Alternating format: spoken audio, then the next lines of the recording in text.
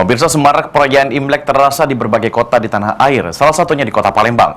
Berbagai atraksi, barongsai, dan pertunjukan wushu digelar untuk meramaikan acara.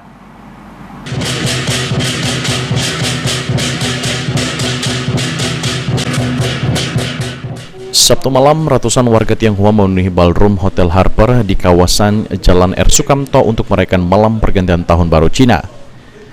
Pengunjung yang sebelumnya telah reservasi disuguhkan pentas barongsai. Perayaan Imlek berlangsung semarak dengan adanya pertunjukan barongsai tersebut.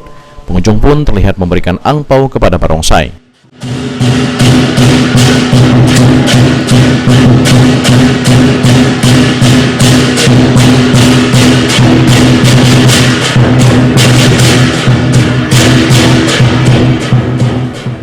Astri yang merupakan General Manager Hotel Harper mengungkapkan, untuk memeriahkan acara Tahun Baru Imlek, selain menyuguhkan pementasan barongsai, ada juga akrobat dari bela diri wushu, hiburan dan live music, serta menyediakan set menu makanan khusus atau ciato untuk keluarga yang merayakan momen penuh keberuntungan ini.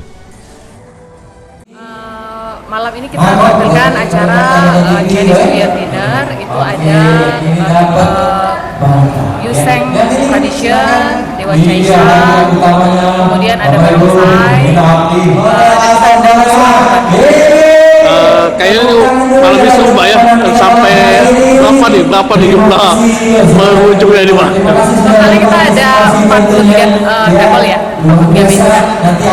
Oke, Barongsai adalah salah satu kesenian tradisional masyarakat Tiongkok yang kerap ditampilkan pada saat-saat tertentu, biasanya pada perayaan Tahun Baru Imlek maupun ulang tahun Kelenteng. Aji Delia, PAL TV.